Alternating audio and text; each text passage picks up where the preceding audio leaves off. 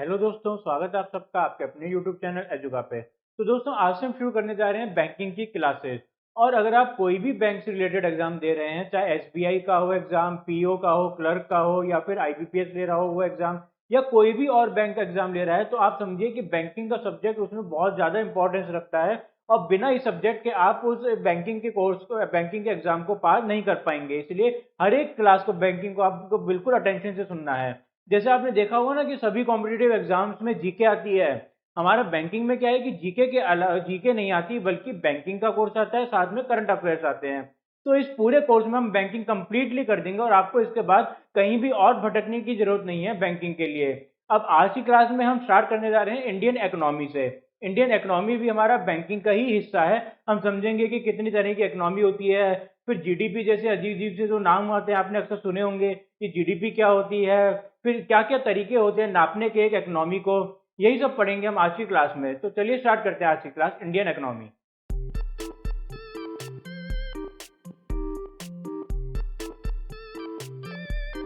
अब समझते हैं कि कितनी तरह की इकोनॉमी होती है, टाइप्स ऑफ इकोनॉमी।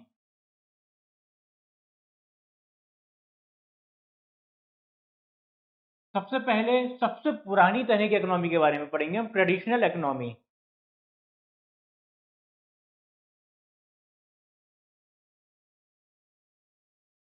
अब ये क्या होती है, क्या होता है कि पहले के जमाने में सरकारें तो होती नहीं थी, राजा महाराज होते थे और हमारी धार्मिक ग्रंथ होते थे, धार्मिक किताबें होती थी।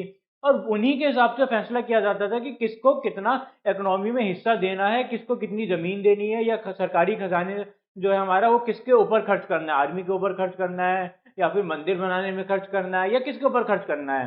तो वही हम कह रहे हैं कि जो हमारी इकोनॉमी है, economic decisions depend on rituals and traditions. Economic decisions depend on traditions and rituals। ऐसा नहीं है कि सरकार जिस अब आज के जमाने में सरकार होती है तब राजा होता था, तो राजा का महत्व नहीं होता, राजा का महत्व तो होता ही था। पर राजा हर काम जो है अपने दरबारियों से पूछ के करता था, अपने राजगुरु से पूछ के करता था, जिन्हें जो है इतना ज्ञान होता था ग्रंथों का। तो राजा की इंपॉर्टेंस तो रहती थी। और वही हम बोलेंगे कि traditions and rituals with little impact और लिटिल इन्फ्लुएंस फ्रॉम गवर्नमेंट। आज गवर्नमेंट है, कल किंग था।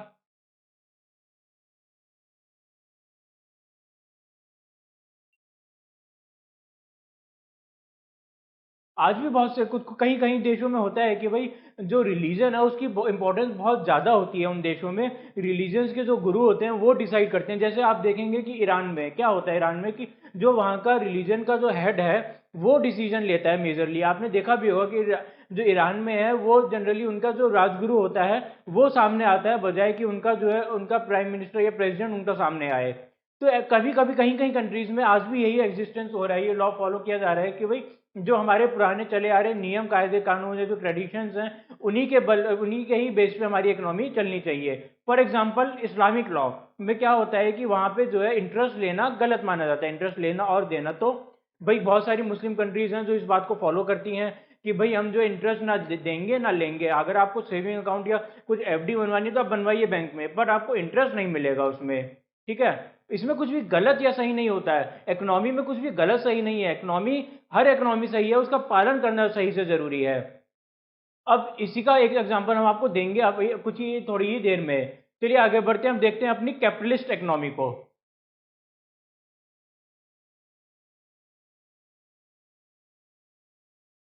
अब ये इकोनॉमी जो है दोस्तों, पूरी दुनिया आज के टाइम पे इसी की तरफ बढ़ रही है, कैपिटलिस्ट इकोनॉमी की तरफ बढ़ रही है। इसमें क्या है, again government has little influence, but influence किसका है, मार्केट पावर्स का सबसे ज्यादा इन्फ्लुएंस है कि भाई प्राइस मैकेनिज्म ऑपरेट करे, प्राइस अपनी पूरी मार्केट को। Price mechanism operates market rather than government. अब सोचिए कैसा होगी वो इकोनॉमी जहां पे कोई भी दखल नहीं दे रहा है मार्केट में, सभी जो है अपना अपना काम कर रहे हैं। अगर कोई अच्छा है, कोई सस्ता प्रोडक्ट ला रहा है मार्केट में, कोई ज़्यादा यूजफुल प्रोडक्ट ला रहा है, तो नेचुरली कंज्यूमर उसको पसंद करेंगे, वो कंपनी अपने आप बड़ी हो जाएगी।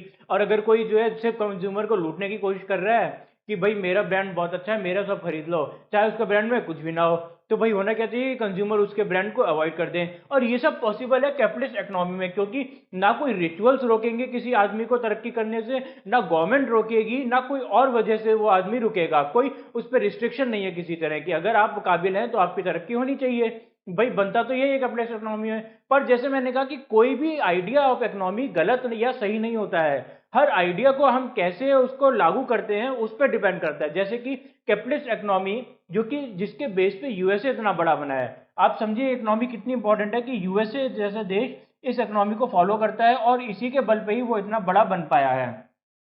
पर क्या होता है कि कैपिटलिस्ट इकोनॉमी अक्सर क्रोनी कैपिटलिज्म में चली जाती है। बताइए इतनी अच्छी इकोनॉमी है, बट इसके भी कुछ फ्लॉज हैं। क्या फ्लॉज है कि भाई गवर्नमेंट को इन लोग इन्फ्लुएंस करके जबरदस्ती कहने लगते हैं कि आप इस तरह के लॉज बनाइए कि हमें फायदा पहुंचे। कई बार क्या होता है कि इस इकोनॉमी में कुछ लोग तो बहुत बहुत ज्यादा तरक्की करते जाते हैं और कुछ लोग ग्राउंड लेवल पे ही बहुत नीचे रह जाते हैं। अगर हम एक क्रोनी कैपिटलिज्म का, एक कैपिटलिस्ट इकोनॉमी का ग्राफ देखें तो कैसा बनता है, ये देखिए।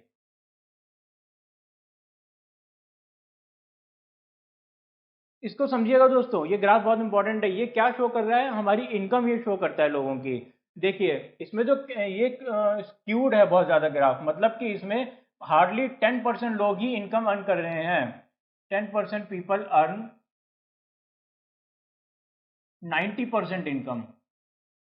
अल्टीमेटली कई बार देखा गया कि कैपिटलिस्ट इकोनॉमी क्रोनी कैपिटलिज्म और इस तरह की प्रॉब्लम्स में फंस जाती है। जबकि ट्रेडिशनल इकोनॉमी क्या है, इसको आप कोई भी डिसीजन, इसको आप नहीं कह सकते स्क्यूड जाएगी या इस तरह से ज़्यादा फैल जाएगी। ठीक है, अब एक और देखते हैं चलिए। अब ये जो हमने ग्राफ ड्रॉ किया है ये किसको रिप्रेजेंट करता है, इसको भी देखते हैं। थर्ड इकोनॉमी आ गई अब हमारी। ये इकोनॉमी क्या है, ये सोशलिस्ट इकोनॉमी है, रशिया में जैसा होता है, चाइना में जैसा होता है।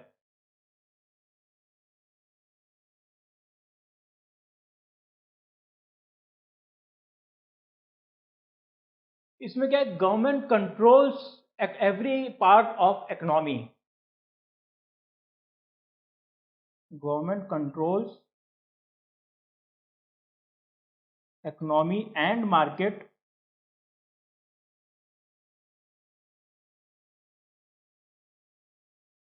कैसे कंट्रोल करती है दोस्तों, थ्रू नेशनलाइजेशन, थ्रू लाइसेंसिंग, और इसी तरह से जो है मतलब सब कुछ कंट्रोल, सब जितनी भी जैसे पब्लिक सेक्टर कंपनीज हैं, मतलब सभी कंपनीज को गवर्नमेंट अपने अंडर में लेके कंट्रोल कर रही है, सभी सेक्टर्स को अपने आप चला रही है। जैसे रशिया में होता है, चाइना में होता है। चाइना में भी यही इकोनॉमी फॉलो होती है दोस्तों।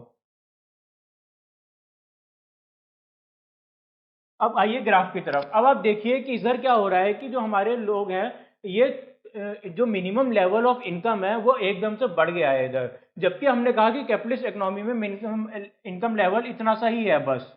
मान लीजिए ये है कि भाई इनकम लेवल जो इसका है $2000, ठीक है।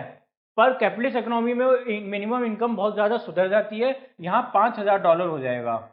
प्लस इसका एक और बेनिफिट भी है, जो हमारी जो हमने आपने देखा था ना कि कैपिटलिस्ट इकोनॉमी में एकदम स्क्यूड हो गया था, कुछ ही लोगों के पास अर्निंग रह गई थी। यहाँ आइडियली ऐसा नहीं होता, यहाँ जो है बहुत प्रॉपरली डिस्ट्रीब्यूटेड होता है। मतलब मान लीजिए कि 40% लोगों के पास 60% इकोनॉमी है, which is not much skewed, ठीक है।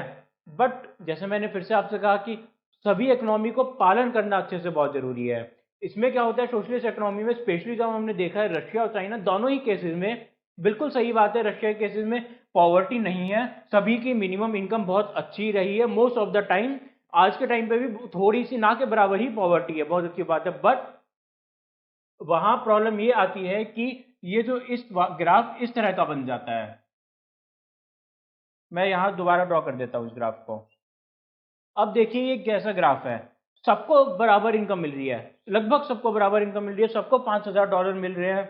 या इंडियन रुपी में बात करें तो साल के 1 लाख रुपए सबको मिल रहे हैं, कोई परेशानी नहीं है, सबका सर्वाइवल तो जैसे जैसे हो रहा है भाई, मिनिमम 1 लाख रुपए सबको मिल रहे हैं। पर ये क्या हो रहा है, ये जो थोड़ा सा ग्रोथ एकदम से, जो ये एकदम से ग्रोथ आ गई है, ये किन लोगों की है। यही प्रॉब्लम है दोस्तों इसकी सोशलिस्ट इकोनॉमी की, कि बहुत बार क्या होता है कि 1% लोग ही बस 80% तक की इनकम भी होल्ड कर लेते हैं। आपको आंकड़ों में ये नजर नहीं आएगा, क्योंकि अगेन गवर्नमेंट कंट्रोल कर रही है, गवर्नमेंट आंकड़े भी उसी तरह कंट्रोल करती है। आपने सुना होगा ना शायद मीडिया मैनेजमेंट की वजह से आपको ग्राफ तो इस तरह का ही नजर आएगा, सुंदर सा ग्राफ।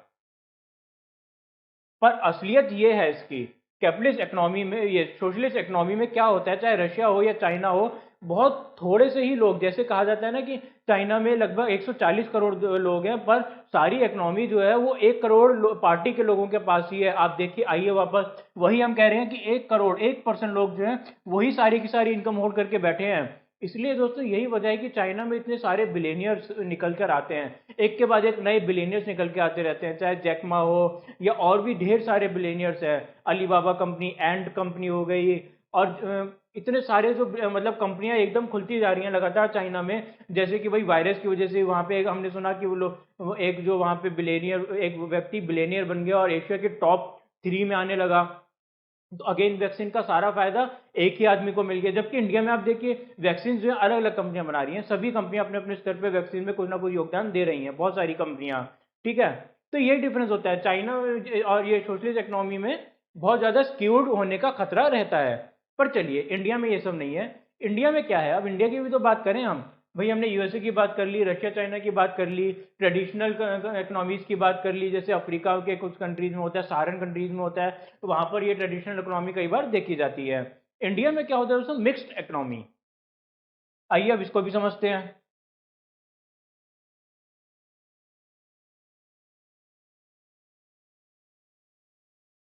मिक्स्ड इकोनॉमी में क्या है कि market is free to some extent, but government intervenes through PSUs, public sector units. Market is free to operate,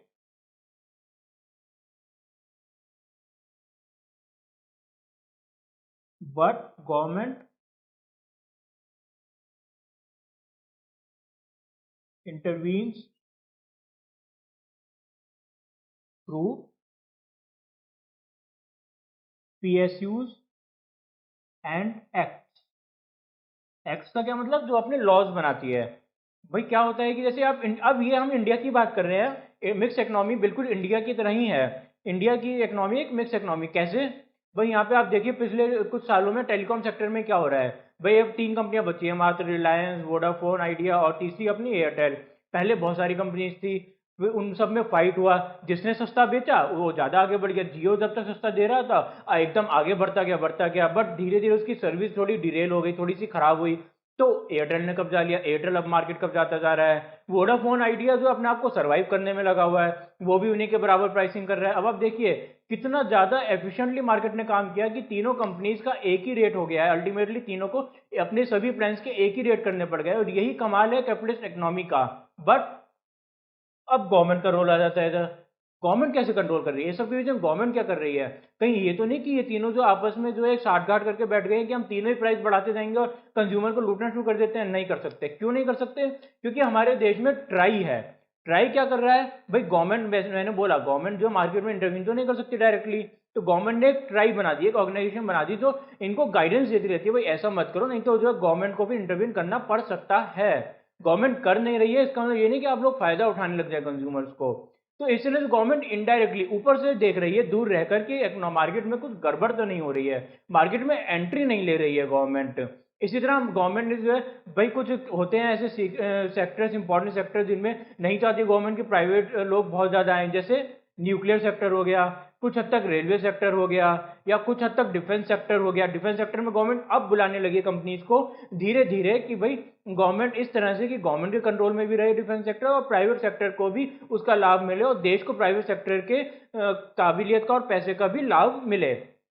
इसी तरह और भी सेक्टर्स होते हैं, वही कोल सेक्टर हो गया, कोल सेक्टर में गवर्नमेंट अब धीरे धीरे लेकर आ रही है। मतलब आप देख रहे हैं कि इंडिया जो है मिक्स इकोनॉमी तो है ही, इसमें कोई डाउट नहीं है, बट हम धीरे धीरे कैपिटलिस्ट इकोनॉमी की तरफ बढ़ते जा रहे हैं। पहले हम कौन थे, पहले हम सोशलिस्ट इकोनॉमी थे। बेसिकली क्या हुआ कि पहले इंदिरा गांधी के एरा में उन्होंने सब कुछ नेशनलाइज कर दिया, मजबूरी थी उस टाइम पे उनकी कि भाई इस देश में इतनी ज्यादा अराजकता थी, इतनी ज्यादा कंफ्यूजन थी कुछ हद तक कि भाई समझ नहीं आ रहा था कैसे हैंडल करें। नया नया देश हमारा बना था, इतने सारे युद्ध हमारा देश झेल चुका था, तो उन्होंने कहा नहीं, ऐसा करते हैं गवर्नमेंट सब कंट्रोल करेगी, बजाय कि सभी लोग अपना अपना कुछ चलाते रहें। तो सभी बैंक उन्होंने नेशनलाइज करके गवर्नमेंट के कंट्रोल में करे। अब क्या हो रहा है, अब हमारा देश पूरी तरह से स्टैब्लिश हो गया। अब टाइम आ गया कि हमारा देश खुले और प्राइवेट लोगों को ज्यादा से ज्यादा भागीदारी हो प्राइवेट लोगों की। इसलिए अब सभी बैंक धीरे धीरे बैंक्स प्राइवेटाइज हो रहे हैं। अब इससे कुछ नुकसान भी हैं, नो डाउट, बट इससे कुछ फायदे भी हैं। और भी चीज, जितनी पब्लिक कंपनीज हैं वो धीरे धीरे प्राइवेट होती जा रही हैं। आप जैसे आपने सुना होगा, गवर्नमेंट कंपनियां बेच रही है। तो ये सिर्फ एक बुरी बात, इसमें आप बिल्कुल भी बुरा पहलू ना देखें, इसके अच्छे पहलुओं को भी समझें कि गवर्नमेंट ये कर रही है ताकि जो है ये बैंक्स और बड़े हो सकें। अल्टीमेटली जॉब्स इससे बढ़ेंगी, ये घटेंगी नहीं। ठीक है, चलिए, तो ये हो गया हमारा इकोनॉमी। बट अब मैं आपको एक शॉक देना चाहूंगा थोड़ा सा। क्या ये जो चारों इकोनॉमी है ना दोस्तों, ये पुराने जमाने की हो चुकी है। कुछ देश ट्रेडिशनल में फंसे हैं, कुछ देश जो कैपिटलिस्ट में फंसे हैं, बहुत सारे देश जो इसमें मिक्स इकोनॉमी में फंसे हैं, कुछ देश जो सोशलिस्ट इकोनॉमी में भी फंसे हैं। पर अब टाइम आ गया है कि हम इन चारों इकोनॉमी से ही बाहर निकल के नई इकोनॉमीज की तरफ देखें। अब वो नई इकोनॉमीज कौन सी हैं? वो इकोनॉमीज हैं वेलफेयर इकोनॉमी, ग्रीन इकोनॉमी। अब ये दोनों इकोनॉमी में क्या होता है, ये इनमें क्या स्पेशल है, आइए ये भी देखते हैं। अब हम नए जमाने में आते हैं, फ्यूचर में जाते हैं हम। और फ्यूचर की कौन कौन सी इकोनॉमीज हैं, आइए देखते हैं। सबसे पहले आती है हमारी welfare economy.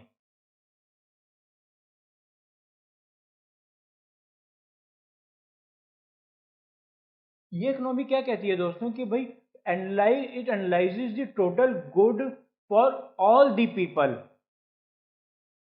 It analyses the total good और वेलफेयर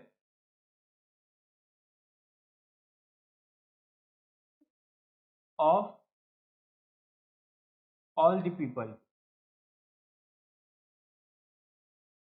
इसका मतलब क्या हुआ दोस्तों? भाई हम ये कहना चाह रहे हैं कि भाई कोई आदमी एक इकोनॉमी में गरीब है, कोई आदमी जो एक मिडिल क्लास होता है, कोई बहुत अमीर भी होता है ना। बट जब जीडीपी नापने का बारी आती है तो हम क्या देखते हैं कि भाई टोटल, या फिर कहीं की इकोनॉमी नापने की बारी आती है तो हम देख लेते हैं कि भाई ठीक है, टोटल इकोनॉमी जो है, कल इकोनॉमी ने जो है 1 लाख करोड़ कमाया था, आज इकोनॉमी ने जो है 1.1 लाख करोड़ कमाया, तो हमारी इकोनॉमी 10,000 करोड़ से बढ़ गई। हमारी इकोनॉमी जो है 0.1 लाख करोड़ से तरक्की कर गई। बट ये वेलफेयर इकोनॉमी कहती है कि ये क्या बकवास है। अगर जो अमीर लोग हैं सोसाइटी के वो कमाए जा रहे हैं और गरीब गरीब होता जा रहा है या वहीं रुका हुआ है, तो आपकी इकोनॉमी ने तो कुछ भी नहीं किया। आपकी इकोनॉमी ने जो ग्रोथ करी है वो टोटल वेस्ट है। क्या आपकी इकोनॉमी ग्रोथ आपको जॉब प्रोवाइड करती है? क्या आपकी इकोनॉमी आपको पॉवर्टी अपलिफ्टमेंट कराती है, यानी कि गरीबी हटवाती है? क्या आपकी इकोनॉमी जो ग्रोथ कर रही है उस ग्रोथ से क्या लोगों की हंगर खत्म हुई? यानी कि हंगर मतलब पैसे की हंगर नहीं, मतलब जो गरीब लोग हैं, इतने गरीब लोग हैं कि ठीक से खाना भी नहीं खा पा रहे हैं, क्या उनका वो हंगर जो रेट है वो घटा कि भाई देश में भुखमरी कम हुई? या फिर क्या लोगों का स्टैंडर्ड ऑफ लिविंग बढ़ा है?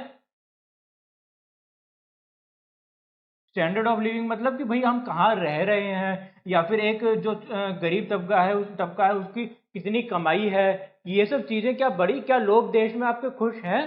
तो ये सारी बातें जो है वेलफेयर इकोनॉमी में पूछी। अब एक भारतीय होने के नाते आपको वेलफेयर इकोनॉमी जैसे कंसेप्ट पे गर्व होना चाहिए। क्यों है ना होना चाहिए? इसलिए नहीं कि हमने जो कोई वेलफेयर इकोनॉमी अचीव कर ली है, हम अभी बहुत दूर हैं, पर इसलिए क्योंकि वेलफेयर इकोनॉमी में अगर किसी साइंटिस्ट ने सबसे ज्यादा काम किया है, तो किसी अगर इकोनॉमिस्ट सबसे ज्यादा काम किया है तो वो अमर्त्य सेन है, जिन्हें इसके लिए नोबेल प्राइज भी मिला है, और वो इंडियन है।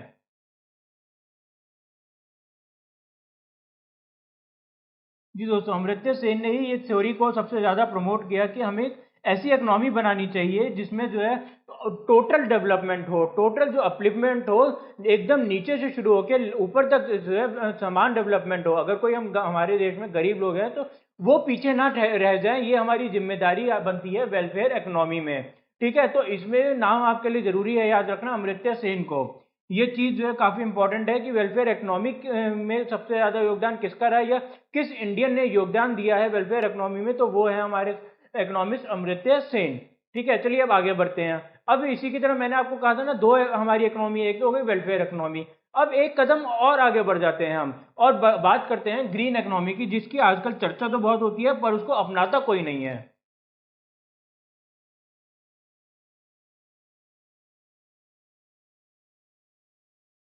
ग्रीन इकोनॉमी क्या है दोस्तों? ग्रीन इकोनॉमी का मतलब है कि of course total upliftment of all the population is important, but क्या इसके साथ में हम आने वाली जनरेशन को क्या दे रहे हैं ये ध्यान रख रहे हैं? हम हमारी जो आने वाली जनरेशन है उसे हमसे क्या मिल रहा है? पॉल्यूशन, ढेर सारी बीमारियां, वायरस, के यही सब दे रहे हैं हम उसको कि उसको, या फिर जो स्पेस में इतना सारा जो कचरा हमने भर दिया है हमारी सेटेलाइट से, या हम उसको हथियार दे रहे हैं, बस लड़ो आपस में सब, जो न्यूक्लियर मिसाइल फेंको एक दूसरे पे।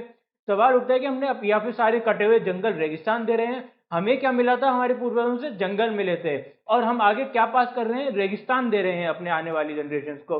तो यही सब को बैलेंस करने के लिए बना ग्रीन इकोनॉमी का कंसेप्ट, जो कहता है कि भाई overall human development is important, social equity is important along with environment sustainability. Human improvement and social equity. Social equity मतलब दोस्तों कि भाई सभी में जब रिसोर्सेज जब बटे, सरकार कोई रिसोर्सेज बांटे तो सभी में बराबर बांटे। ऑफ कोर्स हाँ, जिसको ज्यादा जरूरत है गरीब तबके को, उस पर ज्यादा ध्यान दिया जाए, पर ये ना हो कि स्क्यूड ही रह जाए, मतलब जो हमारा अमीर तबका है उसी को सारा सामान मिल जाए। Human improvement and social equity along with environment sustainability।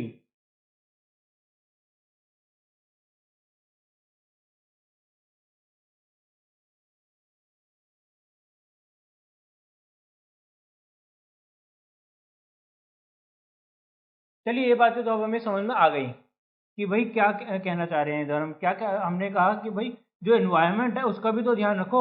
अब एक बात इसमें ध्यान रखिएगा दोस्तों कि भाई सबसे पहले तो ये बात कर देना कि हमें तो तरक्की करनी नहीं, हम तो खाली इन्वायरमेंट बचाएंगे, ये गलत बात है। ना ही कोई गवर्नमेंट या कोई भी ऑर्गेनाइजेशन या ग्रीन इकोनॉमी का भी ये कोई नहीं कहता कि आप डेवलपमेंट रोक दीजिए। बात इतनी सी है कि डेवलपमेंट एक लिमिट तक ही हो।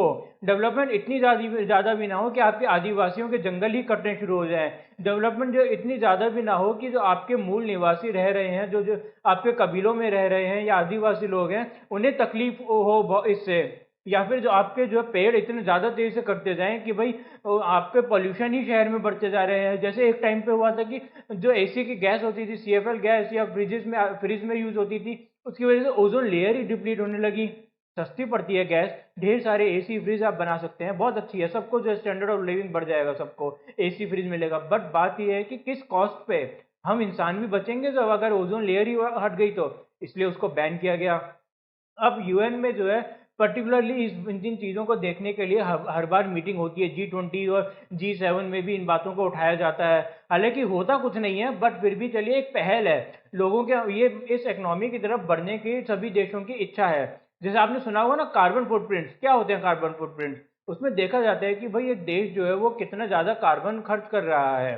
अब ये देखिए, डेवलपमेंट सिर्फ नुकसान नहीं देती, फायदा भी देती है। जैसे कि भाई ट्रेडिशनली होता था कि लोग चूल्हा जलाते थे या फिर जंगल से लकड़ी काट के जलाते थे, तो उससे कितना ज़्यादा पॉल्यूशन होता था। पर अब गैस स्टोव वगैरह आ गए हैं, या फिर ये हमारे यहाँ पे गैस के सिलेंडर्स लगते हैं रसोई में, तो इससे पॉल्यूशन बच जाता है। तो डेवलपमेंट इस तरह ही हो कि इन्वायरमेंट को उससे फायदा पहुंचे। जैसे कि आज के टाइम पे इतना कचरों के जो ढेर बनते जा रहे हैं जगह जगह पे, तो कुछ इस तरह से डेवलपमेंट हो कि उन कचरों के ढेर को खत्म किया जाए, उनसे कुछ यूटिलाइजेशन हो करके मे बी रोड्स बनाई जा सके या कुछ और बनाया जा सके उनसे। एक एग्जाम्पल लेते हैं इसका, जैसे कि भाई जो इतना समुद्र में प्लास्टिक होता है, उस प्लास्टिक का क्या होता है अल्टीमेटली? सब समुद्र जो है उसमें मछलियां मरती हैं, उस प्लास्टिक जब वो समुद्र में डंप होता है। बट कुछ कंपनीज हैं जिन्होंने कहा कि हम इस प्लास्टिक को निकाल के इसके शूज बना सकते हैं, जो कि बहुत ही ज्यादा अच्छे होते हैं। और आप मानिए कि ये जो शूज है, ऐसे नहीं कि भाई कुछ भी बना दिया आपने 100-200 रुपए के, लाखों रुपए में बिक रहे हैं, इतनी ज्यादा अच्छी इनकी क्वालिटी होती है।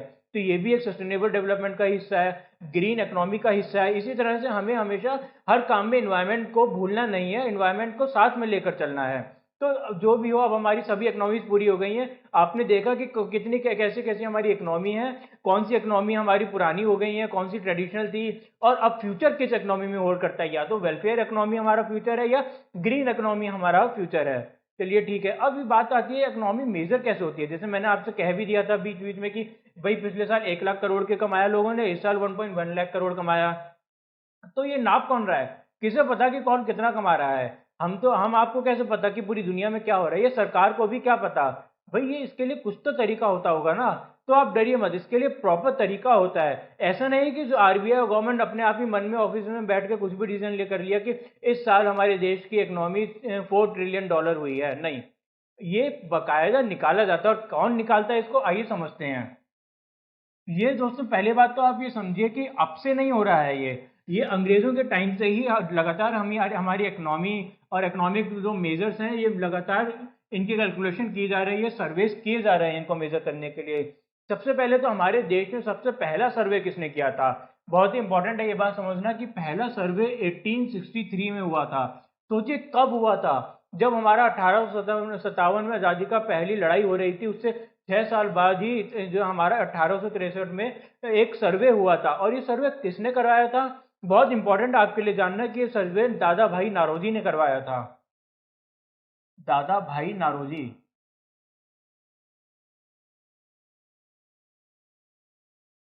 यही वो व्यक्ति थे जिन्होंने हिंदुस्तान में पहली बार एक इकोनॉमी सर्वे कराया। और इस इकोनॉमी का जब आप रिजल्ट सुनेंगे तो बहुत ज़्यादा शॉक में रह जाएंगे। क्यों? क्योंकि इन्होंने बताया कि उस टाइम पे एवरेज आदमी, ये अवनी सर्वे हुआ कौन से 1863 में हुआ था, दादा भाई नारोजी 1863 में जिंदा थे, उन्होंने तभी सर्वे किया था। तो उन्होंने उस टाइम पे पाया कि एक एवरेज इंडियन हमारे देश में साल में 20 रुपए कमाता है बस। एवरेज अर्निंग इनकम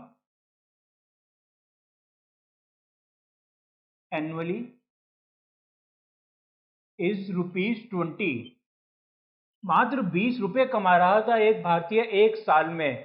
सोचिए कितनी ज्यादा गरीबी थी उस टाइम पे, अंग्रेजों के टाइम पे कितनी ज्यादा बुरी हालत में था हमारा देश, कि जिसे बार बार लूटा गया। कभी अफगानियों ने, कभी और दूसरे कंट्री बाहर से लोग आते रहे, कभी ईसाइयों ने, कभी किसने, कभी फिर अंग्रेजों ने भी लूटा हमें, और फिर दिल्ली सल्तनत ने कितना लूटा हमें। और इतना लूट लूट के जो देश हमारा कभी सोने की चिड़िया थी, वो इस हालत में पहुंच गया कि एक एवरेज भारतीय मात्र 20 रुपए पूरे साल का कमा रहा था।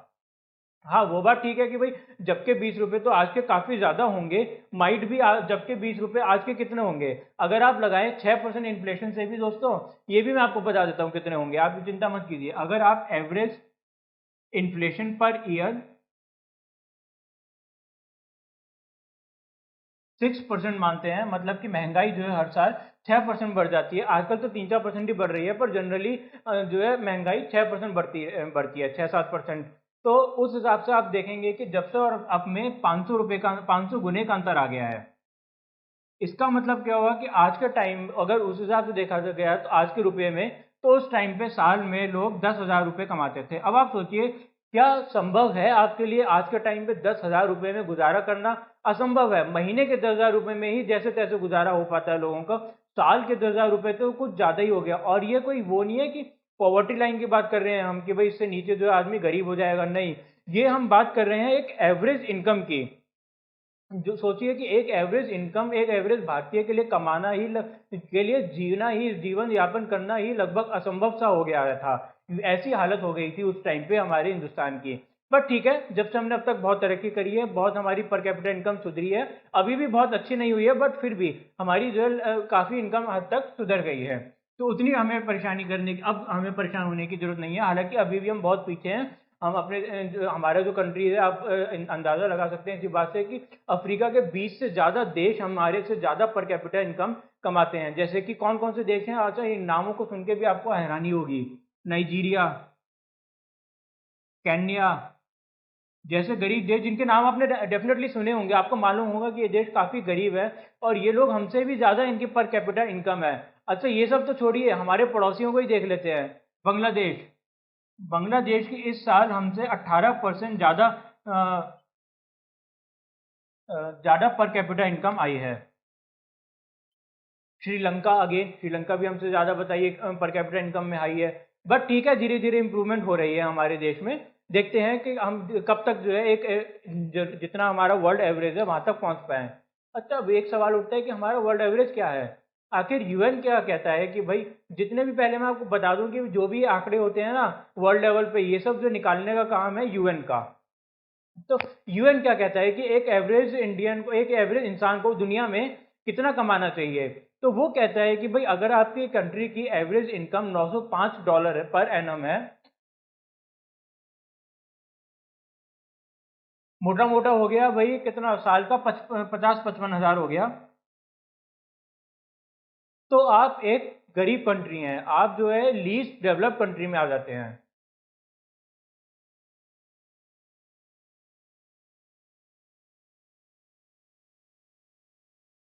और इससे फिर अगर आपको एक बार आप इस कैटेगरी में चले जाते हैं तो इससे बाहर निकलने के लिए आपको साल का $1086 कमाना होगा, यानी कि मोटा मोटा 60,000 रुपए। तो फिलहाल इंडिया इस कैटेगरी में नहीं है, इंडिया इस कैटेगरी से फार अबव है, तो आपको टेंशन लेने की जरूरत नहीं है। ठीक है, चलिए अब आगे बढ़ते हैं भाई। अब ये सब जो ठीक है बातें हो गई हमारी, पहला सर्वे भी हो गया हमारा, दादा भाई नौरोजी ने कर लिया था। अब सवाल उठता है आज के टाइम पे कौन कर रहा है ये सब सर्वे। आज के टाइम पे दोस्तों इसके लिए गवर्नमेंट ने ढेर सारी ऑर्गेनाइजेशन बना रखी हैं जो हमारे सभी सर्वेज को कंट्रोल करती हैं और ये इंश्योर करती हैं कि सर्वेज टाइमली होते रहे। सबसे पहले तो आप ये समझिए कि ये सर्वे जो हैं ये हर साल होते हैं सर्वे, हर क्वार्टर में भी ये होते हैं सर्वे। कौन से सर्वे? भाई जो जीडीपी का आंकड़ा है वो ऐसे नहीं चलेगा कि 10 साल में आपने एक बार निकाल लिया बस ठीक है। जीडीपी का आंकड़ा तो हमें हर क्वार्टर में चाहिए ही चाहिए, इसमें हमें कोई जो है कॉम्प्रोमाइज नहीं हो सकता है। GDP data is derived quarterly. GDP भी हम समझेंगे क्या होता है, पर फिलहाल आप समझिए कि इकोनॉमी से जुड़े हुए ज़्यादातर जो डेटा है वो क्वार्टरली हमारे देश में निकाले जाते हैं। हर तिमाही यानी कि 3 महीने में देखा जाता है कि भाई कितनी कमाई करी है इस तिमाही देश ने।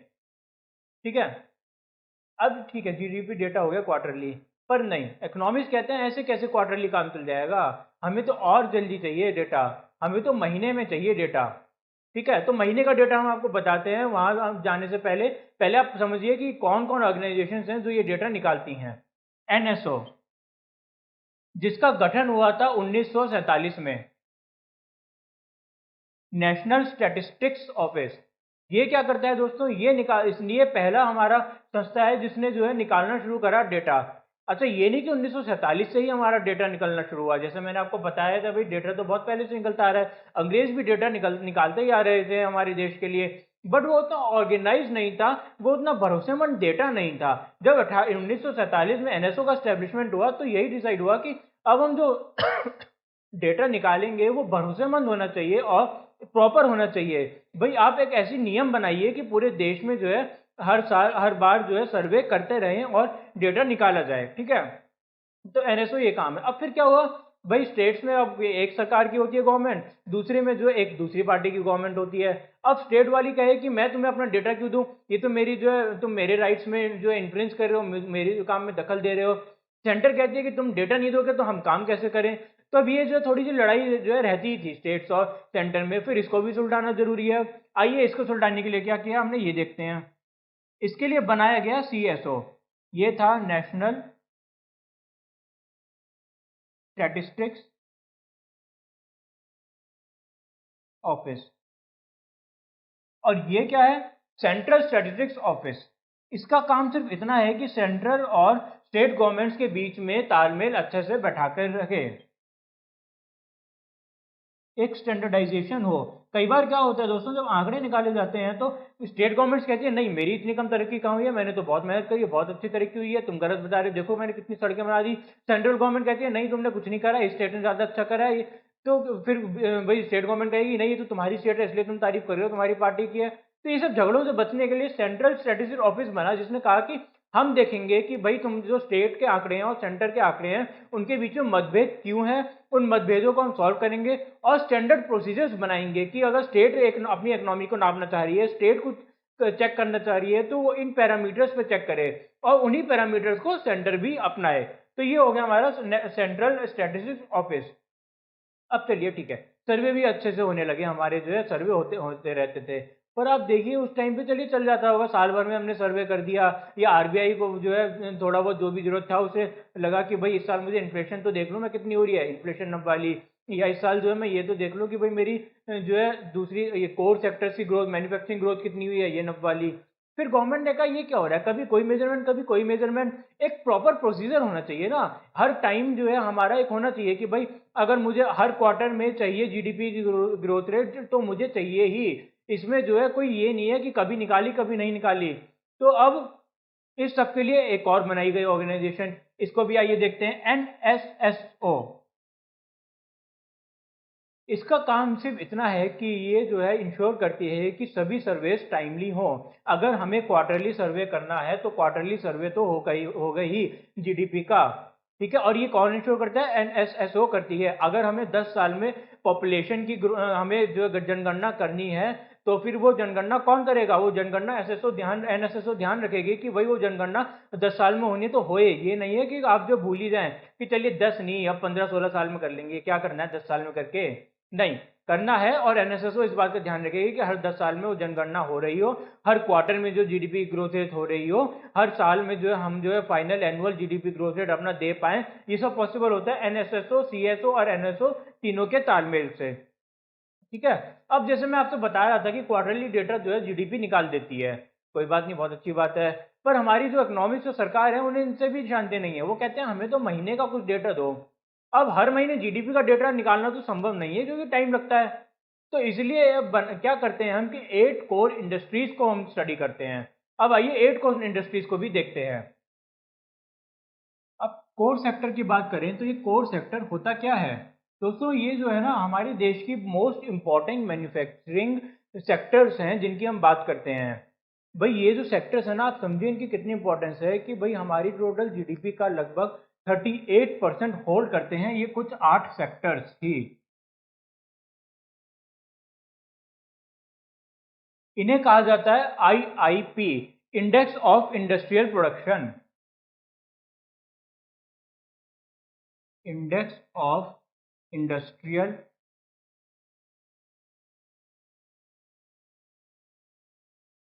प्रोडक्शन, क्या कहा जाता है इसको? आईआईपी, जो कि हमारी जीडीपी का 38% होल्ड करते हैं। और इसके अंदर कौन से सेक्टर्स आते हैं? इन सेक्टर्स पे आप ध्यान दीजिए, जो 8 सेक्टर हैं, सोचिए हमारे देश में 100 सेक्टर्स हैं पर उनमें से मात्र 8 सेक्टर ही 38%, लगभग जो है 1/3 से ज्यादा का जीडीपी होल्ड करते हैं। तो ये सेक्टर हैं हमारे, सबसे पहले तो क्रूड ऑयल, नेचुरल गैस,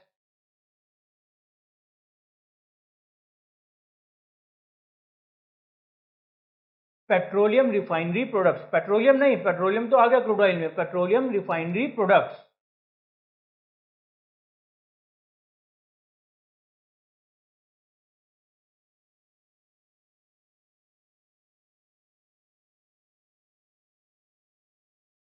अब इसके बाद हम आप एक सेक्टर्स के पढ़िए, इसके बाद हम आपको बताएंगे कि इंडिया की एवरेज पर कैपिटा क्या है।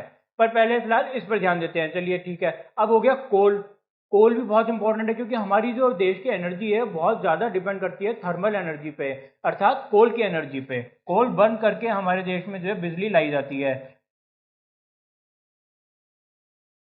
कोल हो गया। अब और क्या? फर्टिलाइजर्स। भाई आप देखिए आज के टाइम पे तो पूरा जो एग्रीकल्चर है वो फर्टिलाइजर्स पे ही डिपेंडेंट है।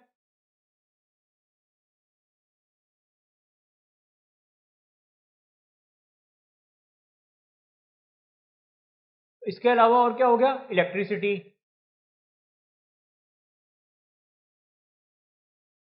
स्टील।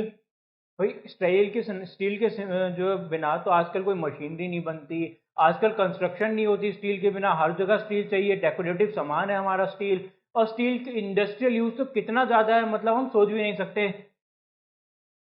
स्टील और ऑफ कोर्स सीमेंट। भाई ऐसा आपने कभी सुना है कि बिल्डिंग खड़ी हो रही है और उसमें सीमेंट ही नहीं डला? तो सीमेंट हो गया हमारे लिए सबसे जरूरी। तो ये 8 हो गए हमारे, 1 2 3 4 5 6 7 और ये 8वां। ये जो 8 हमारे सेक्टर्स हैं, इनको आप याद कर लीजिए। ये आईआईपी यानी कि इंडेक्स ऑफ इंडस्ट्रियल प्रोडक्शन में आते हैं और इनका सर्वे हर महीने होता है। हर महीने हमें पता चल जाता है कि हमारी आईआईपी प्रोडक्शन कितनी हो रही है और इसी से अंदाजा भी लग जाता है कि हमारी जीडीपी किस तरफ जाने वाली है। क्योंकि ये जो 8 सेक्टर्स हैं दोस्तों, हमारे पूरे देश की जो जीडीपी है अल्टीमेटली इन्हीं पर ही डिपेंड करती है काफी हद तक। सोचिए कि अगर बिजली ही यूज नहीं हो रही है तो वैसे तो आप देखिए आईटी सेक्टर और बिजली का क्या रोल है? कुछ भी रोल नहीं है भाई। बिजली, एक कंपनी बिजली बना रही है और एक आईटी सेक्टर में काम है। पर अगर बिजली हमारे देश में कम ज्यादा हो रही है तो आईटी सेक्टर हिल जाएगा, उससे कंप्यूटर वगैरह कहाँ से चलेंगे? इतनी भारी उसकी जो सॉफ्टवेयर के लिए मशीनरी होती है सब नहीं चलेंगी बिजली की वजह से। तो अनरिलेटेड है, बट फिर भी बिजली के सेक्टर, बिजली की वजह से ही सब कुछ इम्पैक्ट हो जाता है। फर्टिलाइजर से ले लीजिए, हमारे देश में आधी जनता जो एग्रीकल्चर में इन्वॉल्व है, और फर्टिलाइजर ना मिले तो एग्रीकल्चर का तो काम ही ठप हो जाएगा, क्योंकि खाद तो आज के टाइम में कोई यूज करता नहीं, सभी फर्टिलाइजर्स पर डिपेंडेंट है। फसल जल्दी जल्दी अच्छी अच्छी उगाई है फर्टिलाइजर्स डाल के, तो अगेन एग्रीकल्चर सेक्टर पूरी तरह डिपेंड हो गया फर्टिलाइजर्स पे। अब बिजली की बात करी हमने, कोयले की बात करी, तो बिजली के बिना तो ना कोई घर चल सकता है, ना कोई इंडस्ट्री चल सकती है, ठीक है। इसी तरह भाई क्रूड ऑयल, अब ऑयल का तो हम क्या इंपॉर्टेंस बताएं भाई, पूरा ट्रांसपोर्ट ही ऑयल पे डिपेंडेंट है, हर गाड़ी जो है ऑयल पे ही चलती है ऑफकोर्स, ठीक है। आजकल कुछ आने लगी हैं लिथियम बैटरीज पर, मोस्टली 99% गाड़ियां तो आज भी ऑयल पे ही डिपेंडेंट है, या सीएनजी वगैरह पे, जैसे हमने कहा नेचुरल गैस पे डिपेंडेंट है, नहीं तो इतनी इंपॉर्टेंस होल्ड करते हैं ये 8 कोर सेक्टर्स। अब हम आपको बताते हैं कि इंडिया की जीडीपी क्या, इंडिया की पर कैपिटा जीडीपी क्या है। India per capita GDP is ₹1,26,000। सबसे पहले तो इसका मतलब समझिए कि भाई एक आम हिंदुस्तानी 1,26,000 कमाता है, इसका ये मतलब बिल्कुल नहीं है। इसका मतलब ये है कि अगर कोई आदमी 10 करोड़ भी कमाता है, और कोई आदमी जो है 10,000 भी कमाता है, ठीक है। अब कोई आदमी जो है 5 करोड़ भी कमा रहा है उस इकोनॉमी में, कोई 2 लाख भी कमा रहा है, तो इनका एवरेज जब निकाला गया तो पाया गया कि हमारी जीडीपी 1,26,000 रुपये पर कैपिटा है, मतलब ऑन एन एवरेज हर आदमी के पास साल में 1.25 लाख रुपए की कमाई हो जाती है। किसी के पास कम, किसी के पास बहुत ज्यादा, ठीक है। बट ऑन एन एवरेज देखा जाए तो इंडिया का वैसे कहा जाता है कि जो हमारा डिस्ट्रीब्यूशन सिस्टम है इनकम का, वो उतना थोड़ा बुरा तो है ही, पर उतना भी बुरा नहीं है। इसलिए आप कह सकते हैं कि हाँ ठीक है, एक आदमी जो है आम आदमी 1.25 लाख रुपए साल के कमाई लेता होगा, थोड़ा कम थोड़ा ज्यादा, ठीक है। मतलब महीने का मोटा मोटा 10,000 रुपये हो गया, बिल्कुल भी कम, ये ज्यादा नहीं है 10,000 रुपये, बिल्कुल भी आप ये ना सोचें कि 10,000 रुपये जो है आज का टाइम पे ज्यादा है, इतनी महंगाई इस हिसाब से बढ़ती जा रही है, 10,000 रुपये कम है। और डेफिनेटली हमारे देश को और ज्यादा जीडीपी ग्रोथ रेट की जरूरत है, और ज्यादा हमारे देश में जो है लोगों को इनकम इंप्रूवमेंट की जरूरत है, और वो धीरे धीरे हो रही है। इसलिए कहा जाता है कि जीडीपी पे इतना ज्यादा मीडिया जोर देते हैं, इतने ज्यादा आरबीआई और गवर्नमेंट हमारे जीडीपी पे फोकस करती है, क्योंकि जैसे ही जीडीपी बढ़ती है तो ही हमारी इनकम बढ़ती है दोस्तों। इकोनॉमी ही जो है देश को चलाती है, हमारा देश जो है बहुत सारी फैक्टर्स से चलता होगा, पर वो सारे फैक्टर्स पूरी तरह से डिपेंड करते हैं इकोनॉमी पे, ठीक है। इसलिए इकोनॉमी ही सुप्रीम मानी जाती है एक देश के लिए। और यही जैसे कि आपको दिख भी रहा है कि भाई 10,000 रुपये से अगर हमें आगे बढ़ना है तो कौन बढ़ाएगा, एक आम आदमी के हाथ में 10,000 रुपये की जगह 12,000 रुपये महीने के आ रहे हैं, तो वो कमाल तो जीडीपी ग्रोथ रेट से ही होगा ना।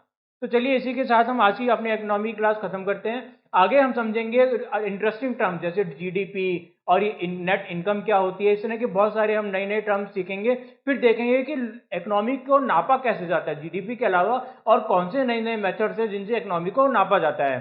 तो मुझे उम्मीद है दोस्तों आपको हमारी आज की क्लास पसंद आई होगी, और अगर आपको हमारी आज की क्लास पसंद आई तो वीडियो पर लाइक करें, शेयर करें, कमेंट करें। और दोस्तों अगर आपने अभी तक हमारे चैनल को सब्सक्राइब नहीं किया तो प्लीज़ हमारे चैनल को सब्सक्राइब कर लीजिए, और साथ में दिए गए बेल आइकन पर भी क्लिक कर दीजिए, ताकि हमारी वीडियोज़ के सभी लेटेस्ट अपडेट्स आपको मिलते रहें। Thank you.